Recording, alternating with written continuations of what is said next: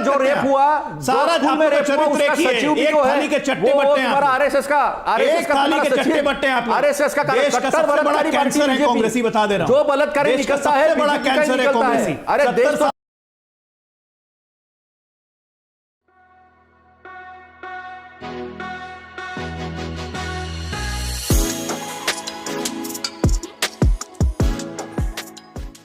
अतुल लोंढे जी, यही एक plus point मिल जाता है बीजेपी को कि और वक्त पे तो आप लोग सब हम साथ साथ है, पर जब आम आदमी पार्टी की बात आती है तो कांग्रेस और आपके बीच में कभी नीम नीम, कभी शहद शहद, कभी आपके नेता कहते हैं कि ये कट्टर भ्रष्टाचारी हैं, फिर उनके साथ में खड़े हो जाते हैं। बीजेपी इसी मामले में आगे निकल जाती है, कहते देखो ये तो सब भ्रष्टवादी लोग साथ में खड़े हुए। नहीं, देखिए अभी भाषा का स्तर आलोक जी जैसा प्रवक्ता गिराता है तो बुरा लगता है, लेकिन फिर मैं कहूँ क्या कि एक तड़ीपार को देश का गृह मंत्री बनाया, कहूँ क्या मैं करण जी को एक विनती करूंगा। करण जी, राजरत्न अंबेडकर जो परपौते हैं डॉक्टर बाबा साहब अंबेडकर के, उन्होंने क्या कहा एक बार वो भी सुन लीजिए, नहीं तो मुझे नंबर भेजिए इनका, मैं इनको भेजता हूँ वो। और रही बात इतनी बड़ी बड़ी बातें कर रहे हो आप, हम आपका साथ देंगे, 50% की मियाद हटा दो, स्पेशल सेशन ऑफ पार्लियामेंट बुलाओ, हम आपके साथ में खड़े रहेंगे, 50% की मियाद हटा दो। एक व्यक्ति जिसमें बलात्कार का केस चला हो उसको एलओपी बना दिया, हटा दो, हम साथ में खड़े हैं। क्या हम साथ में, मैं भी कहूं क्या, एक व्यक्ति जिसमें बलात्कार का केस चला हो उसको एलओपी बना दिया, कांग्रेस पार्टी का अध्यक्ष बना दिया, बस कहूं क्या? नहीं, मैं भी कहूं क्या? ये देखो बलात्कारी, कट्टर बलात्कारी पार्टी, आप गिरा रहे हैं, राजभूषण शरण सिंह को हाथ लगाने की हिम्मत नहीं है। देखो अब तुम काम पे आ गए, सिंह को बलात्कारी को उठा के कांग्रेस पार्टी का अध्यक्ष बना दिया, जिससे मुकदमा चल चुका हो, अभिमान को और स्वाभिमान को महिला पहलवानों को घसीटा है, और मुझे कह रहे हैं घसीटा है। अभी महाराष्ट्र में बलात्कार हुए उसमें तुम्हारे सारे लोग एबीवीपी के लोग देश की बुराई करते हैं, बाहर में जाके विदेश की तुम्हारे बदनाम की जो रेप हुआ, सारा सचिव भी जो है के चट्टे बट्टे हैं, आरएसएस का चट्टे बट्टे हैं, आरएसएस का देश का सबसे बड़ा कैंसर है कांग्रेसी, बता दे रहा हूं, जो बलात्कारी निकलता है, बड़ा कैंसर है कांग्रेसी। अरे देश से देश की जड़ों में मट्ठा बोलने का काम कर रहे हैं।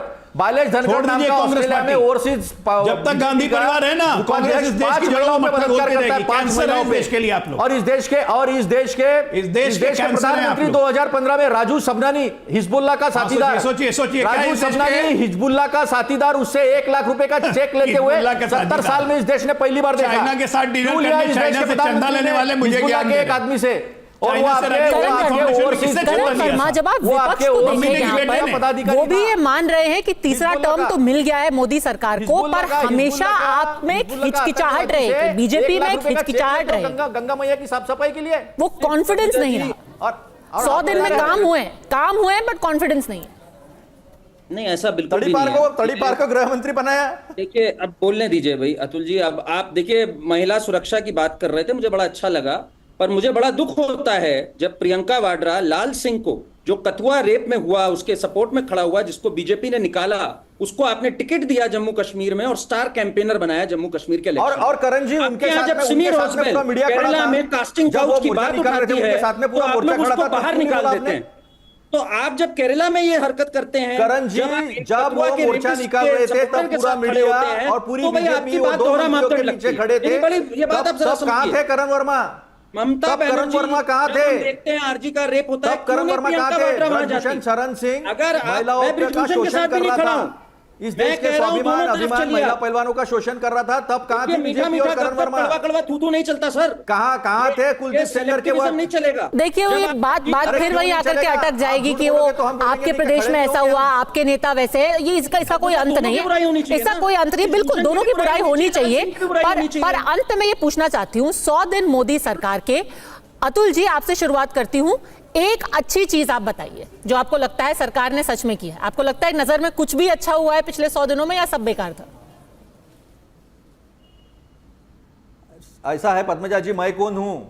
4 स्टेट के चुनाव है, मेरा ये स्टेटमेंट ध्यान में रखो, 4 स्टेट के चुनाव है, मैं कौन हूं? इस देश की जनता जवाब देने वाली है। 79 सीटें इन्होंने चोरी है, हत्याई हुई सरकार है ये। वोट फॉर डेमोक्रेसी ने सिद्ध करके दिया कि इन्होंने जो 5 करोड़ वोट बढ़ाया है उसमें इनकी 79 सीटें आई है, नहीं तो 160 सीटों के ऊपर ये जीते नहीं है। ठीक है, 100 दिन का जवाब 4 राज्यों से आपको मिल जाएगा। अजय आलोक, आपको लगता है कि कुछ कमी रह गई पिछले 100 दिनों में? जो टारगेट सेट किया था उसमें सरकार को कुछ जो करना था, जो लक्ष्य था, उससे कुछ कमी रह गई? पद्मजा जी, आपके पास लिमिटेड कार्यक्रम में समय होता है, नहीं तो मैं बोलने लगूंगा ना तो अकेले 45 मिनट सरकार ने 100 दिन में क्या क्या किया है उस पर बोल सकता हूं with data and with figure. Rocket take off कर चुका है, और रॉकेट टेक ऑफ जब कर जाता है ना तो वो फिर रोटेट करके और अपना काम करके ही लौटता है। तो ये मोदी 3.0 का रॉकेट टेक ऑफ कर चुका है। 5 साल ये लगातार विकास और प्रगति करेगा और 29 में फिर से रॉकेट टेक ऑफ करेगा। तैयार रहिए, 4 राज्यों की बात कर रहे हैं, राज्य क्या हम देश भी स्वीप करेंगे। सुनील यादव जी, कुछ अच्छा कुछ खराब 100 दिन का हिसाब। जी जी, देखिए अच्छी बात यह है 100 दिन में कि माननीय प्रधानमंत्री जी जो सदन में कहते थे कि एक अकेला सब पर भारी, उस प्रधानमंत्री जी ने सहयोगियों के सामने घुटने टेक दिए। और अगर बीजेपी जो नहीं कर पाई, जैसे अगर ये बहुमत में आ गए होते, संविधान खत्म कर देते, लोकतंत्र को कमज़ोर कर देते, मनमानी करते और शायद पिछड़े दलित आदिवासियों का आरक्षण भी खत्म कर देते। वो नहीं, आरक्षण राहुल खत्म कर रहे हैं, कर भी नहीं पाएंगे। हम केवल एक बात, आरक्षण राहुल खत्म कर रहे हैं। आपने शुरुआती दौर पे कहा कि मोदी जी 50% की मियाद हटाओ, साथ में हम खड़े। अभी तुम्हारी पोल खोल देता हूं। आरएसएस भरोसा नहीं कर रही है तो किसान कैसे करेगा, आरक्षण राहुल खत्म कर रहे हैं, महिलाएं कैसे करेंगे, बयान पे सफाई देनी पड़ी।